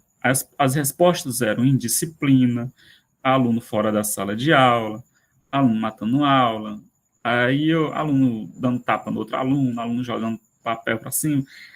E aí, realmente, eu não sei falar nada sobre isso, eu não sei falar de indisciplina, eu não sei falar de aluno batendo em outro aluno, eu não sei falar disso. Eu sei falar de educação matemática. E aí, o que a gente pode fazer? Estratégias. Outras situações são consequências, outras situações perpassam pela organização escolar, pela política, pela gestão, logicamente. Mas a organização dessas outras situações são consequências, né? Se alguém me perguntar aqui, Benjamin, o que você diz sobre a indisciplina? Eu não sei falar sobre. Eu nunca estudei sobre isso, mas eu também sou vítima disso, eu também tenho alunos indisciplinados, né? Mas aí o nosso comentário aqui não é que estamos salvando a humanidade, a gente está tentando elaborar a estratégia de pensar a matemática de uma forma diferente, fazer com que a matemática seja vista de forma diferente pelos alunos. Cite alguma metodologia para que isso não possa ocorrer diariamente. O quê? Indisciplina? Isso. com os alunos? Pois é essa ideia que eu estou comentando. Eu não sei sanar a situação. O que eu acho é que as estratégias que a gente adote, às vezes algo pega aquele aluno, às vezes algo ele se interessa, às vezes algo é curioso para ele. Como eu comentei aqui na fala, eu não sei, quando eu falo de indisciplina, por exemplo, eu não sei conceituar a indisciplina, eu não sei resolver, porque eu vejo a indisciplina como algo bem psicológico também, né? Algo social também, algo que o aluno já carrega em si. A gente tem muitas situações de alunos, né? Porém, o que eu sempre percebo, né, no caso dessa oficina, é que quando a gente tem em mente estratégias didáticas, a gente consegue pegar o aluno de alguma forma, porque aquilo envolve ele de uma maneira ou outra. Um exemplo, eu não sei o nome da pessoa que perguntou, mas um exemplo, certa vez, eu tinha uma dificuldade muito grande de trabalhar em uma turma. E aí, o que a gente fez? Havia uma programação na cidade que a gente poderia levar turmas da escola para o parque. E aí a gente foi. Uma dessas turmas, a gente levou para o parque, era de manhã. E um dos alunos, aqueles dos mais terríveis lá, né, ele chegou para mim e falou assim, aquela barca que não vira, que vai e volta, ele chegou para mim e disse, professor, o que está segurando aquela barca é o raio, né? Ele falou isso para mim, nesse momento. E aí eu comecei a falar de matemática, eu nem estava pensando em matemática, eu estava pensando era na diversão que eles estavam tendo ali, né? Mas para a gente perceber, algum momento o aluno ele se vê na situação, algum aluno ele se pega na situação porque aquilo se torna curioso para ele. E eu falo de estratégias das mais bruscas que a gente conseguir adotar. Vai sanar tudo? Não vai. Não tô, mais uma vez eu digo, isso aqui não é a salvação da humanidade. Usar etnomatemática, modelagem ou resolução de problemas não é a salvação da humanidade. Mas, se a gente sabe problematizar e a gente entende o que é problematizar, e aqui a sugestão é usar Derizoikov, eu acho que a gente tem uma sementinha plantada, tá? Nessa mudança de perspectiva e contribuição de que perceba a matemática de uma outra maneira. Pessoal, a matemática ela tem uma fama de ser difícil, porque a sociedade já faz isso com a gente. Quando eu fazia matemática, minha mãe, meu pai me chamavam de doido por fazer matemática.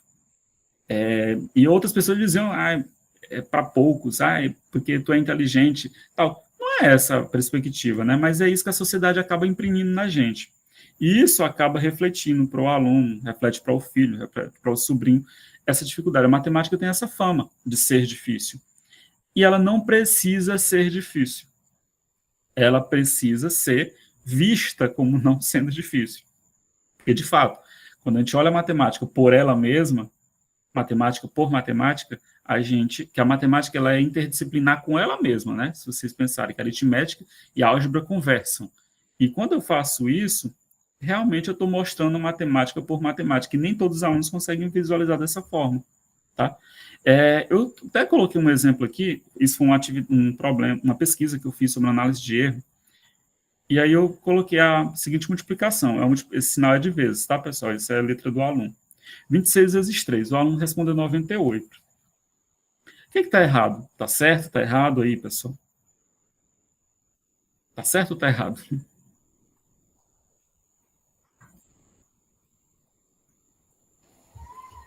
Oi, professor, acho que está errado. Por quê? É porque 3 vezes 6 é 18, né? Sim. Aí 2 vezes 3 é 6.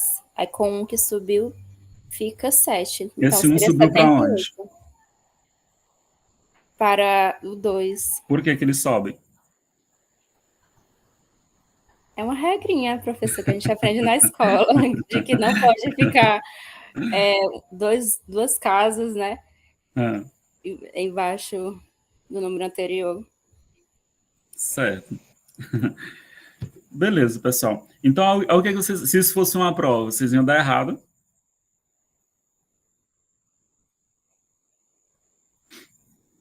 Você que falou, eu não sei quem foi. Vocês iam dar errado para esse aluno. O professor tem aquele negócio, ou faz aquele Ezinho, né? Faz um X, ou faz aquela seta lá, aquele C. Pessoal, sei que tem muita gente falando ao mesmo tempo, mas olha só, quando eu fiz esse trabalho, eu fiz esse trabalho no ensino médio, né? Isso faz uns 6 anos, mais ou menos, que eu fiz. E a pergunta lá era uma multiplicação, né? Que os alunos tinham que fazer, que eram 26 elementos, não lembro quais são os elementos, eu peguei do recorte aqui que eu tinha do artigo, e tinha que acontecer 3 vezes. E os alunos fazem a multiplicação, faz a operação, e eles colocam 98. A análise de erro, não é o meu objetivo falar disso aqui, mas a análise de erro permite eu entender o que o aluno fez. 40 alunos numa turma, é impossível a gente escutar o que ele fez em todas as questões, né? Todos os alunos, a gente escutar eles. Mas, como eu falei, a sementinha. Se a gente perceber aí, o aluno ele fez 3 vezes 6, dá realmente esse 18, e vai o 1, como a aluna falou. Quem foi a aluna que comentou? Só para saber o nome. Com licença, me chamo Érica. Érica. Obrigado, Érica. E aí, o que esse aluno fez, pessoal? Quando ele me explicou a questão, aí a análise de erro entra, né? A voz e vez do aluno.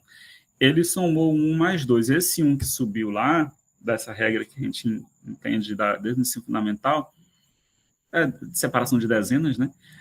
Quando ele subiu esse 1, ele somou com 2. Ele ficou 3. Então, 3 vezes 3 é 9. Esse aluno sabe multiplicar, né? E o problema, aí eu penso, o que eu quero nesse problema? É avaliar a multiplicação ou é avaliar a situação que foi dada, né? Foi essa a explicação que o aluno fez. Só que ele não escreveu 1 aí, ele não anotou esse 1, mas ele fez uma soma na cabeça dele do 1 mais 2 e 3, 3 vezes 3 é 9. Então, ele sabe fazer essa resolução, né? Porém, não atendeu aos requisitos do que o problema pedia. Isso é análise de erro, tá? E aí entra aquela questão que eu comentei para vocês. A necessidade de o aluno argumentar, de o aluno ter a vez dele de falar, isso é a aproximação cognitiva, que eu falei naquelas 2 representações gráficas, né? Essa aproximação cognitiva permite eu entender o que o aluno está fazendo, né? Porque muitas vezes, se fosse uma avaliação, muitas vezes a gente leva para casa e a gente corrige. Não tem tempo, pessoal, realmente, a gente vai cair nesse sistema. A gente não tem tempo de entender tudo, de escutar tudo, a gente avalia pelo que está posto. O Enem faz isso, a resposta é A, B, C, D, marca e pronto, ele não quer saber o que o aluno trabalhou. Mas é isso que eu estou querendo comentar, a necessidade da aproximação cognitiva com o nosso aluno, tá? Nesse sentido, muito obrigado pela contribuição, Érica. Teve outro que tinha comentado antes também, não sobre isso aqui, que eu não sei o nome dele, eu agradeço também, tá? Pela participação. E aí, se a gente é alvo dessas pesquisas, e é uma produção científica muito grande que existe na área da matemática, da educação matemática, do ensino de matemática, existe muita pesquisa boa, que está aí, vocês vão fazer os TCCs de vocês, vão ser produções científicas, e aí, se a gente pensar, essa produção que vocês vão fazer o TCC, ou as que vocês têm acesso, elas produzem mudanças na sala de aula. Quem vai pesquisar? Eu vou pesquisar sobre jogos, eu vou pesquisar sobre história da matemática, vou trabalhar teatro, vou trabalhar livro paradidático. Como que isso traz mudança para a gente? Os modelos que são destacados nessas pesquisas que já existem, que são expostos de alguma forma para a gente, pela internet, pelas defesas que acontecem, como é que elas chegam até a sala de aula? De que forma? Elas estão chegando. A gente só conhece a história da matemática, a resolução de problemas, porque existem essas pesquisas que dão voz e vez a essas tendências. E aí a gente tem acesso a elas. A resolução de problemas, por exemplo, ela surgiu na época da Segunda Guerra Mundial, em 1945, lá nos Estados Unidos. Ela não surgiu aqui. George Pauly, na verdade, ficava transitando entre a América e Reino Unido, né? Inglaterra. Porém, vem da América, essa ideia de resolução de problemas. Aí chega no Brasil por volta de 80, com uma outra conotação. Aqui sofre um pouco de modificação. Assim acontece com modelagem matemática. A modelagem matemática ela surge na Revolução Industrial com modelos matemáticos, só que viram que os modelos matemáticos criavam fórmulas que não eram essas fórmulas didáticas, que estão nos livros didáticos, que solucionavam problemas, e que ali tinha um grande conhecimento matemático. O que percebe-se? Vamos levar para a sala de aula. Isso em 1980. O movimento da matemática moderna possibilitou muito disso no Brasil. E isso promove modificação do discurso, eu coloco aqui para a gente refletir. A gente pesquisa, faz esses TCCs, para quem? Para nós, ou só para engavetar, ou para entregar, para poder receber um diploma? Para quem que a gente está pesquisando? Para quem que a gente está produzindo nossa aula e nosso conhecimento matemático? Como eu falei, essas ideias que eu estou trazendo aqui, a gente tem que pensar na nossa sala de aula como um lugar para pesquisa. Se a gente faz isso, a gente está contribuindo para o avanço acadêmico do ensino de matemática. Não é necessário a gente produzir artigo todos os meses, por exemplo, todo ano, todo semestre, mas a necessidade de a gente enxergar os nossos alunos como sujeitos de pesquisa o tempo inteiro, porque é assim que a gente consegue pensar em perguntas e problematizar situações. E aí eu coloco, né, que existe uma certa distância entre a pesquisa e o ensino. Muito do que está lá na pesquisa chega no ensino, tem muita pesquisa e tem poucas práticas de ensino, e tem muitas práticas de ensino que não se tornam pesquisas. Tem trabalhos espetaculares, exemplares, que elas não viram pesquisa, por exemplo. E formas de se pensar, eu já vi competições de cubo mágico, por exemplo, que são sensacionais, em salas de aula e também no âmbito da própria escola, mas nunca gerou nenhum artigo sobre, embora tenha muito sobre isso, né, sobre o cubo mágico. Mas os resultados que aquele professor conseguiu, só ele vai perceber, ou só quem vivenciou vai perceber. Isso é bom, logicamente isso é bom, mas quando isso se torna pesquisa, isso é amplamente divulgado, tá? Por isso que eu estou falando nesse sentido, nessa responsabilidade a mais que a gente pode ter. E aí, o que a gente pode inferir sobre o que eu estou comentando aqui, tá? É uma conversa bem séria dessa disciplina, falando sobre a pesquisa no e sobre o ensino de matemática, mas o que a gente infere disso? Inferir como se fosse lá aquele termo da estatística. A formação de professores, ela está cada vez mais, isso tem mudado, né? A gente precisa ter mais cursos para a formação de professores. Eu fico muito feliz quando tem muita gente interessada, por exemplo, na licenciatura em matemática no formato EAD, porque é uma dinamização de conhecimento, a gente tem acesso a essas informações. Eu não sei se daqui até chegar ao TCC de vocês, eu acho que eu não vou ter acesso a outra disciplina aqui com vocês, mas queria muito que vocês lembrassem dessas tendências e pensassem nos TCCs e nas práticas de sala de aula de vocês, olhando as tendências, estudando sobre elas, compreendendo, porque a gente só consegue, com a leitura, com os estudos, a gente consegue internalizar esse processo de como poder fazer em minha sala de aula.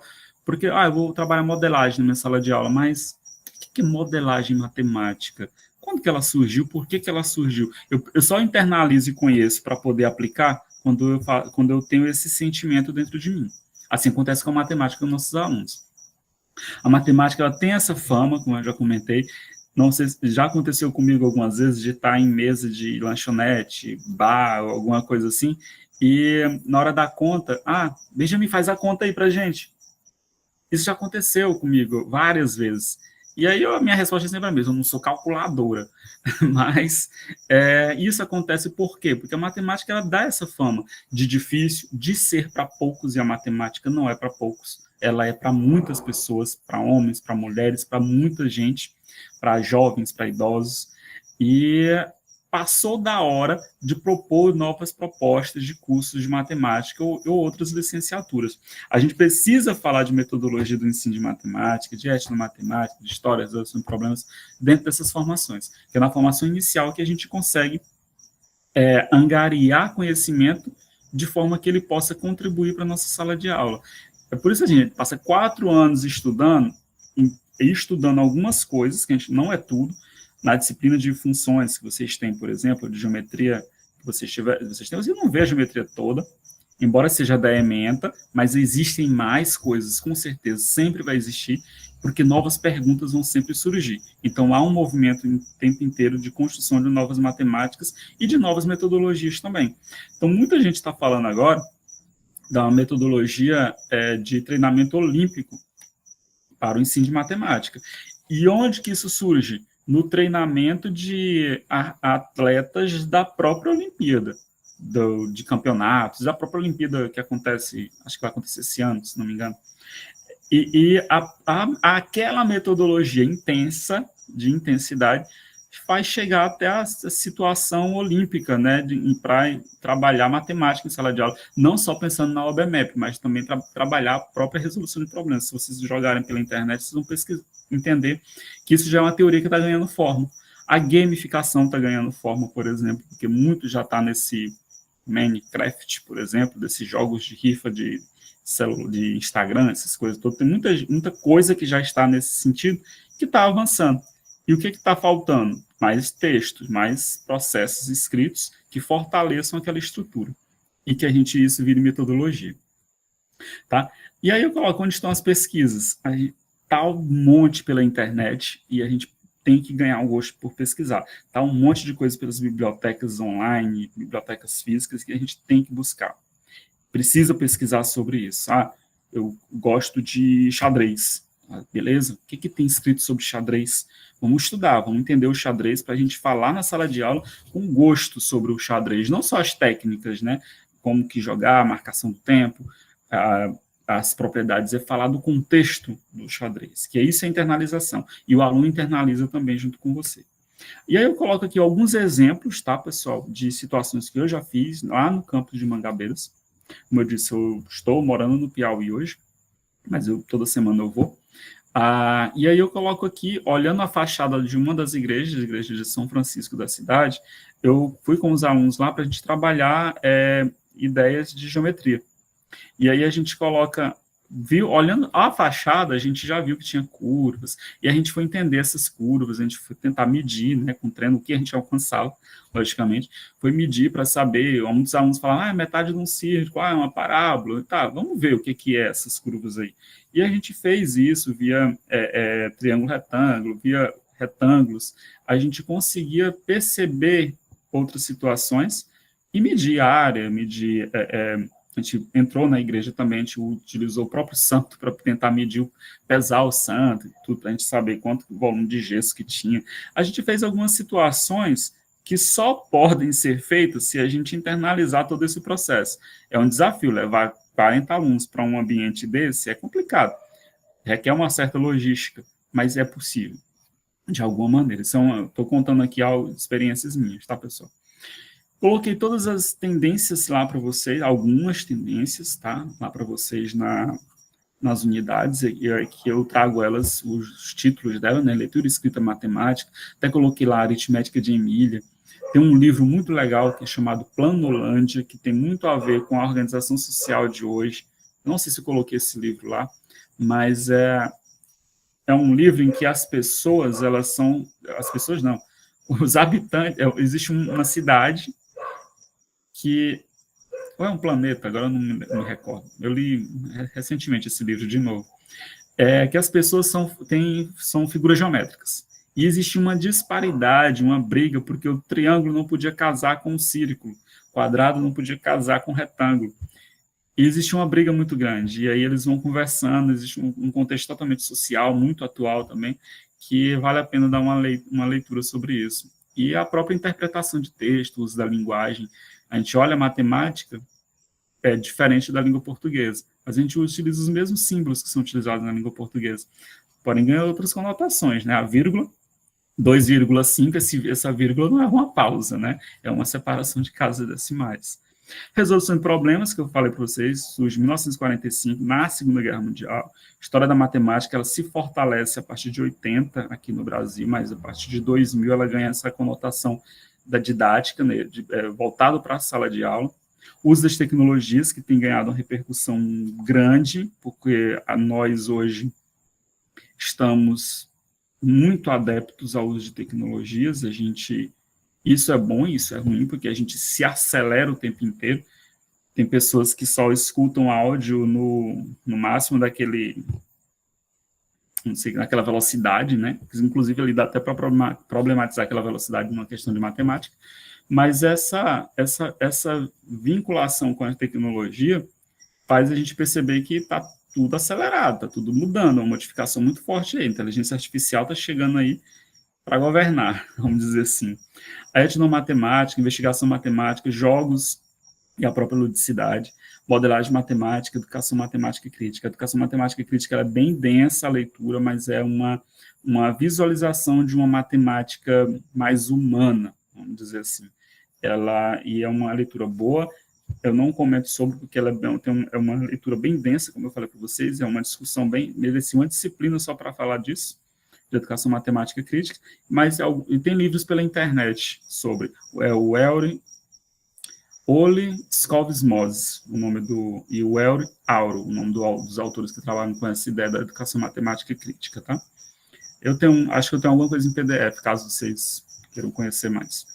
E eu coloco alguns exemplos aqui, né? O uso de tecnologias no ensino de matemática, ele vai ganhando novas conotações, ele está ganhando novas conotações, por exemplo, a gamificação, a impressão 3D, a robótica, os jogos digitais, celulares, aplicativos. Fiz um trabalho com uns alunos, uma turma, sobre notação científica, até foi um dos exemplos que eu coloquei em uma das atividades de tarefa de envio de arquivo único, era sobre transformar as quantidades de seguidores de determinados artistas e pessoas aí em notação decimal. Isso gerou uma curiosidade muito legal, porque os alunos eles faziam isso com os seguidores deles e comparavam com o de Anitta, por exemplo. Então, isso ficava bem legal, que eles olhavam, a gente vasculhou vários Instagrams por aí. E a gente descobriu que Beyoncé é uma das mais seguidas, por exemplo. E a história da matemática, que eu falei que eu tenho um pé aí nessa história da matemática, eu me apego bastante. Ela tem as suas divisões, história e epistemologia da matemática, uma história bem da matemática em si, história do ensino dessa matemática, e história da matemática voltada para a sala de aula, que é onde eu estou hospedado. Eu gosto muito dessa conotação de olhar a informação histórica e transportar isso para a sala de aula. E essa transposição, pessoal, eu posso olhar, por exemplo, a ideia, algo curioso de Pitágoras, da vida dele, por exemplo, e trazer isso em forma de história em quadrinhos para ensinar matemática, ensinar teorema de Pitágoras. Eu posso utilizar um vídeo, uma peça teatral para simular certos episódios da própria fundação da matemática ou de determinados conceitos matemáticos para a sala de aula. E aí é uma vastidão de exemplos que a gente pode estar trabalhando. Isso é estratégico, tá, pessoal? Isso é estratégico, demanda leitura, demanda parar e ler e pensar sobre. Não sei se eu coloquei esse exemplo dentro das unidades, mas que eu utilizei também de artigos. Eu fiz um trabalho sobre, não sei se vocês conhecem Arapuca, não sei se vocês conhecem, mas eu já fiz Arapuca, já usei na infância, mas hoje eu não faço mais. Mas eu fiz um trabalho com alguns alunos, a gente reconstruiu uma, pequena, porque a gente não tinha muito material, para estudar geometria. A gente via que a Arapuca, ela parecia um tronco de pirâmide, e a gente foi nesse sentido. Não sei se vocês conhecem, né? Eu coloquei uma foto aí do trabalho que a gente tinha feito. Isso gerou um relato, experiência. Também trabalho, isso é etnomatemática, tá? E também sobre etnomatemática, produção de óleo de coco babaçu numa cidade que a gente visitou, que foi Nova Colinas, que fica perto de Fortaleza dos Nogueiras, que eu acho que tem gente aqui de Fortaleza dos Nogueiras. E aí a gente conversou com algumas mulheres, né, aquela situação, a gente chega lá com a matemática que a gente conhece a matemática da graduação, do superior, só que a gente chega lá e a gente vê que a matemática que está lá é uma matemática que elas falam, elas têm uma outra explicação para a gente. E para ser etnomatemática, eu tenho que ir além, eu não chego lá e vejo que matemática estão trabalhando. Eu tenho que entender como é que ela vê essa matemática, né?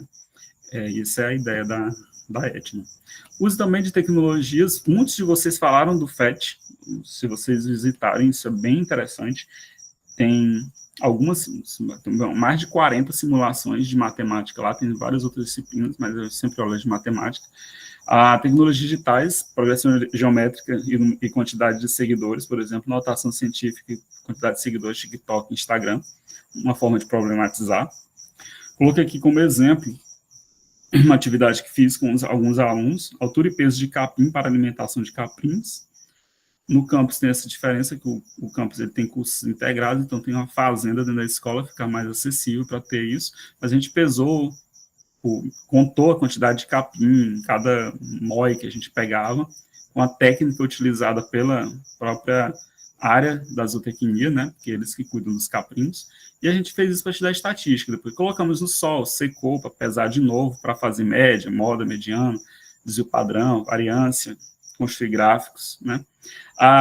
Um trabalho de modelagem matemática que um colega fez na turma, eu coloco aqui umas imagens também, que eu acredito que vocês já devem ter visto por aí, que a gente já apresentou essas imagens em trabalhos, onde eles contam a quantidade de feijão em garrafas PET, que é uma prática comum, também não sei se é comum para vocês, de guardar feijão, né, dentro de garrafa PET, por muito tempo.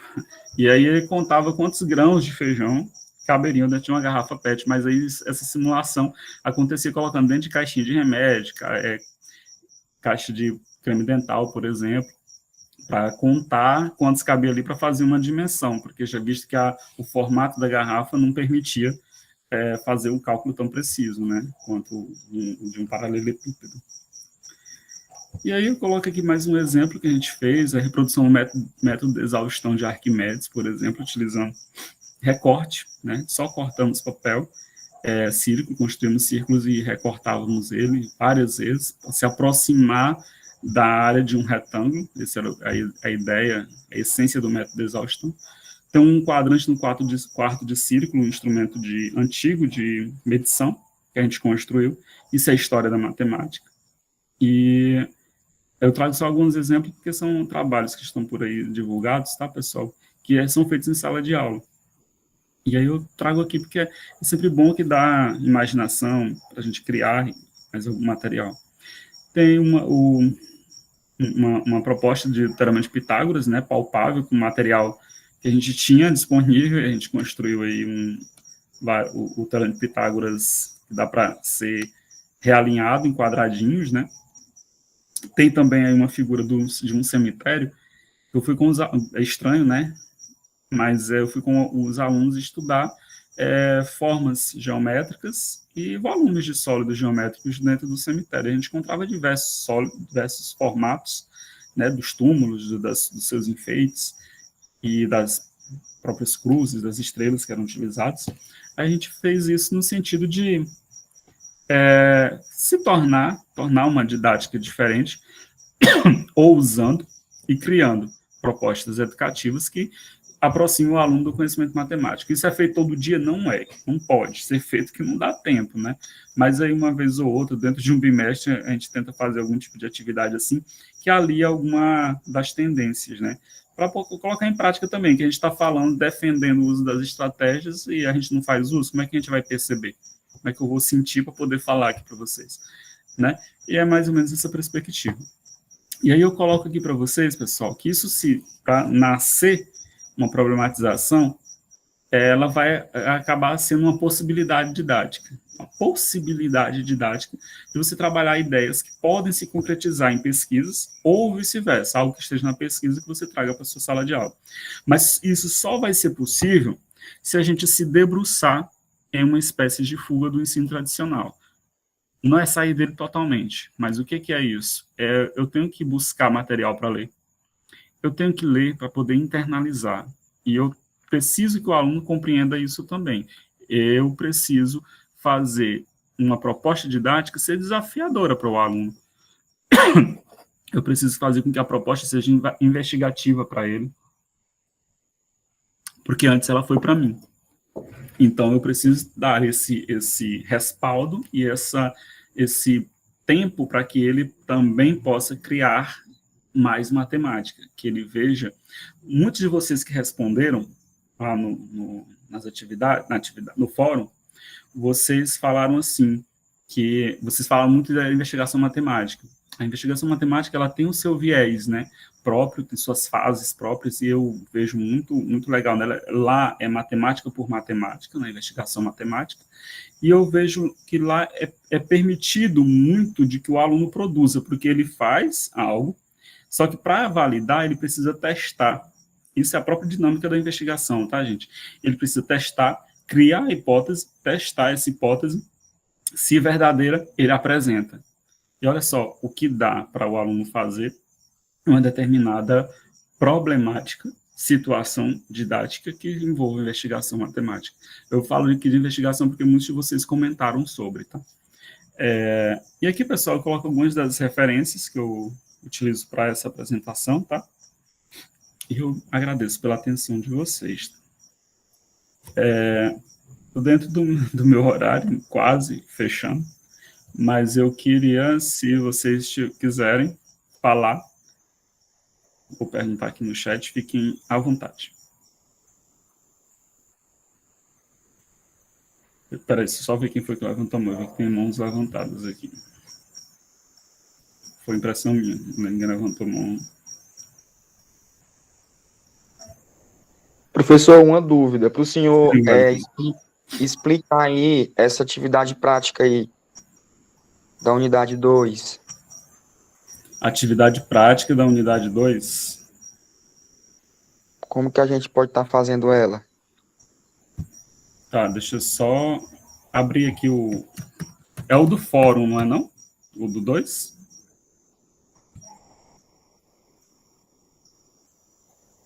É isso, Wellington?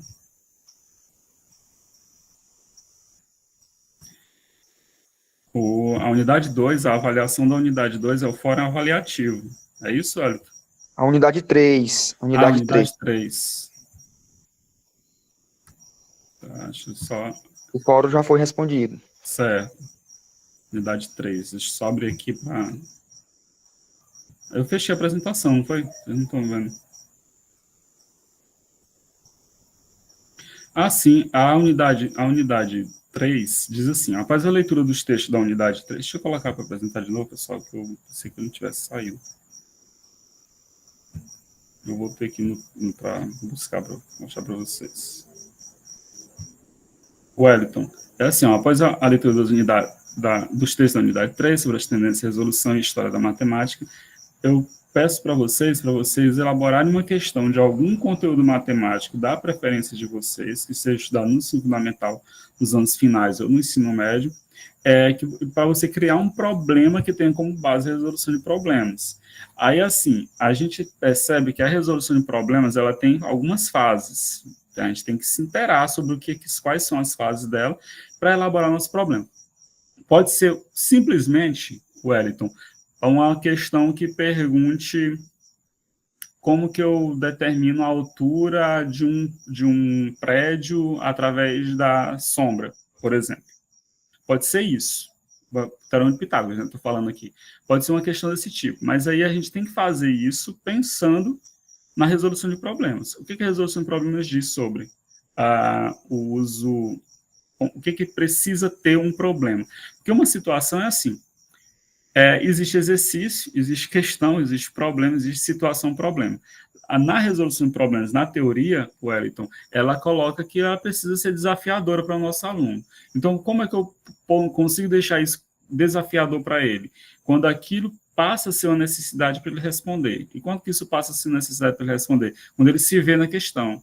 Quando ele vê que aquele prédio fica na cidade dele, por exemplo. E aí ele vai começar a perceber, eu preciso resolver isso aqui para poder sanar essa situação. E as fases da resolução de problemas são 4 fases, que vocês já devem ter, acho que vocês vão fazer essa leitura. Eu até, inclusive, tinha olhado hoje, e acho que abriu ontem, não foi? Ou foi antes de ontem que abriu a unidade 3 para vocês responderem? Eu pensava até que estava aberto, quando eu olhei que não tinha respostas ainda. Nas fases da resolução de problemas, você cria a situação, você defende a situação, porque você precisa de uma tese no finalmente dele. Quando eu crio, por exemplo, balinhas. João tem 5 balas de laranja e Maria tem 8 balas de morango. Quantas balas João e Maria têm juntos? Isso é um problema. Isso é uma situação que a gente está criando. E aí, como que eu consigo perceber isso dentro da resolução de problemas? Certo, Wellington? E eu só consigo perceber isso quando eu percebo a necessidade do aluno responder. E aí é só elaborar o problema que a gente coloca aqui como atividade para vocês. Tranquilo, professor, entendido. Certo, Wellington? Obrigado. Não sei se alguém tinha comentado, se levantou a mão, pessoal.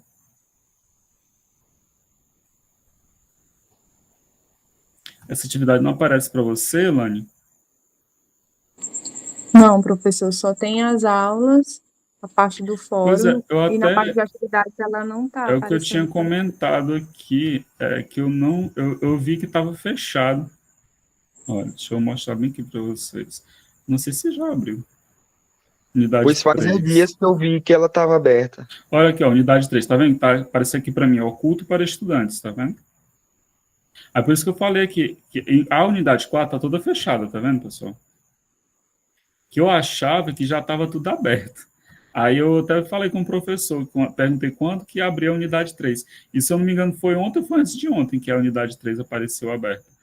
Mas a Lani eu acho que não está conseguindo ver, porque ainda está aparecendo assim, ó. Para mim está aparecendo assim, não sei como é que está para vocês. Deve estar para alguns, por exemplo, o Wellington já viu, né? Essa atividade.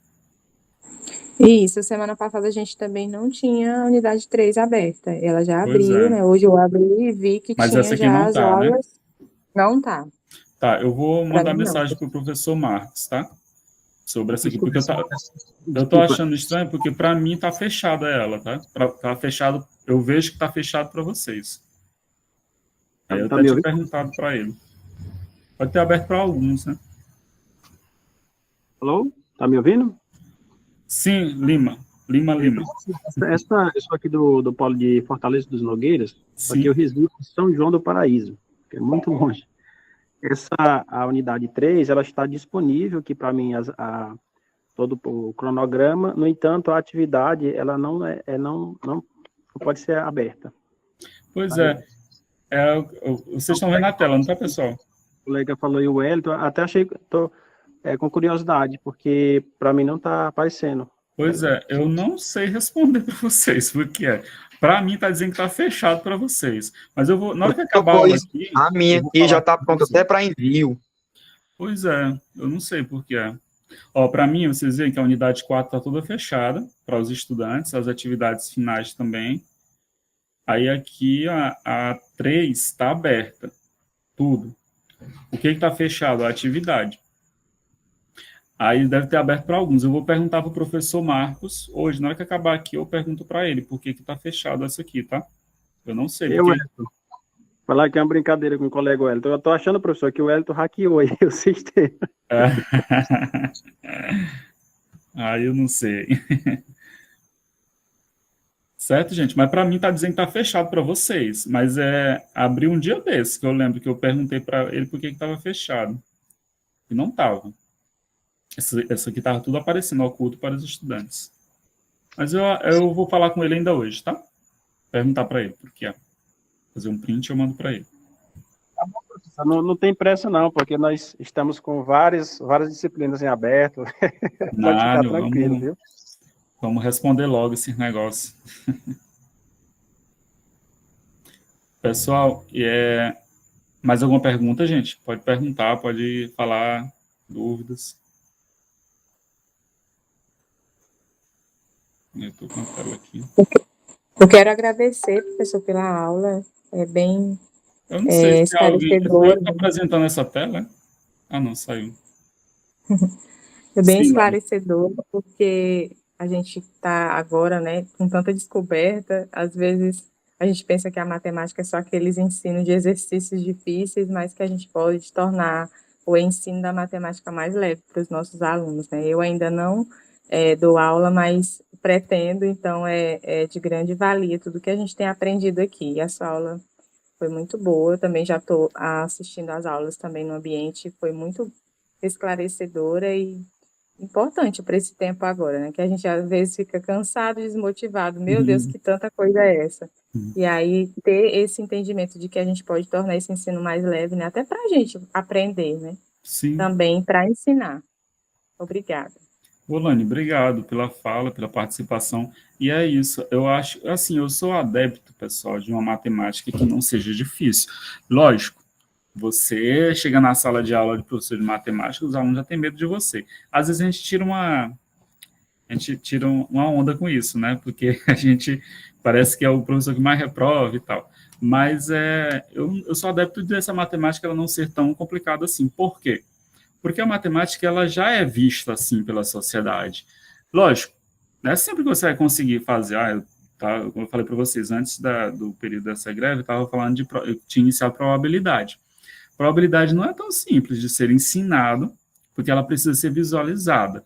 Eu só consigo trabalhar probabilidade quando a primeira aula eu tenho que levar dado e baralho. Já faço isso. Na última aula, já estava com aquela ideia da gente fazer experimentos aleatórios, se não me engano. Estava bem na introdução. E aí a gente precisava mostrar, né, o que era, como é que esse espaço amostral ele era tão importante para saber, para reconhecer a probabilidade daquele evento. Então a gente construía o que é um espaço amostral. São os alunos da turma, são espaço amostral. As meninas vai ser o nosso evento. Então, como que vai ser? Qual o nome de todo mundo? É trabalhoso, porém, tem aquela situação, quando você se debruça e entende uma nova metodologia, a gente consegue deixar aquilo mais transparente. E não é sempre assim, vai ter aquele momento que você precisa trabalhar matemática por matemática, porque, por exemplo, tem livros que defendem o uso das demonstrações. Não é toda demonstração que eu faço, porque às vezes eu acho tão complicado de falar isso dali, que eu deixo para lá aquela demonstração.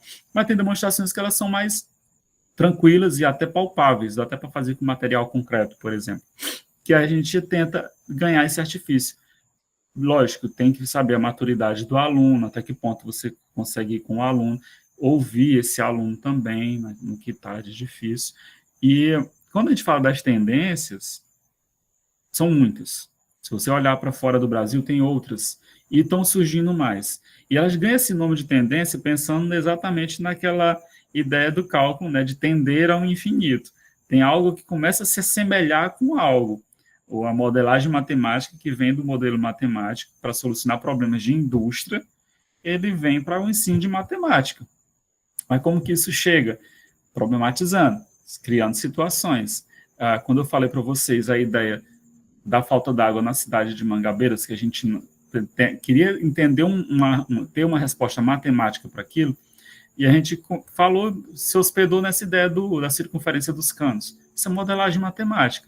Só que a gente precisava testar, a gente precisava se inteirar do assunto, a gente precisava entrevistar o engenheiro, não sei se é engenheiro químico, que trabalha na CAEMA, não sei como eu não lembro qual era a função, mas a gente teve que se inteirar, né, para matematizar a situação. Obrigado pela fala, Lani, né? Comentou. Isso. Qual o polo, Lani? Você falou, eu esqueci. Barra do Corda. Barra do Corda. Alguém mais, pessoal? Comentar? Eu tinha programado até 9 horas, mas aí, aliás, eu tinha programado até meia-noite. Mas parece que a gente terminou antes. Algum comentário, pessoal, sobre as atividades, sobre o que tem lá? Tem o meu contato de WhatsApp, tem o do e-mail também, pode mandar lá, mas o conveniente é que vocês possam dialogar lá pelo fórum. Eu estou tentando, não sou eu que corrijo as provas, não sou eu que corrijo o que vocês enviam, é a tutoria. Porém, eu estou tentando acessar e fazer comentários e ler tudo que vocês estão postando, tá? Não, assim, do fórum não, isso é a obrigação de fazer. Eu estou falando das avaliações, eu estou tentando comentar todas as avaliações de vocês, porque eu olho, teve gente, por exemplo, que enviou a própria folha que eu coloquei, eu acho que deve ter se enganado. Aí é interessante dar uma olhada, porque tem coisa até que eu não conheço. Eu tenho softwares que vocês apresentaram lá que eu desconheço. Aí eu até olhei, fui pesquisar o que tinha sobre. Muitos usam o FET, por exemplo, acho que você já conhece, já deve estar utilizando. Certo, gente? Algum comentário? Tinha uma pessoa aqui que falou, a Jacilene falou, eu fazia... Se refere a Arapuca, Jacilene, para pegar os passarinhos? Sim, professor. Eu também fazia para isso. Hoje eu não faço mais. Hoje eu não faço mais, eu sou contra isso. Mas eu falei no sentido de para os alunos, para a gente só estudar matemática. Pessoal, então acho que é isso. Se não tiver algum comentário, nenhuma outra pergunta ou comentário, a gente pode caminhar para os finalmente, tá? Um prazer estar com vocês aqui. Espero ter contribuído de alguma forma com a fala. E aí a gente vai conversando, dialogando por lá, tá? Qualquer dúvida, qualquer outra sinalização, vocês podem entrar em contato. Vou colocar meu WhatsApp aqui, mas está naqueles e-mails, não. PDF, né, que você manda lá para as aulas. Vai ter uma palestra na outra semana, no dia 28. Eu vou colocar lá no link dos avisos, caso vocês queiram participar, vou dar uma palestra no Profmat, do Piauí. Aí vai ser online, aí eu mando um link lá para vocês, se vocês quiserem assistir, falando dessa ideia de possibilidade didática também. Tudo bem? Vou parar a gravação aqui, pessoal, e eu desejo para todos uma boa noite. Fiquem com Deus, tá?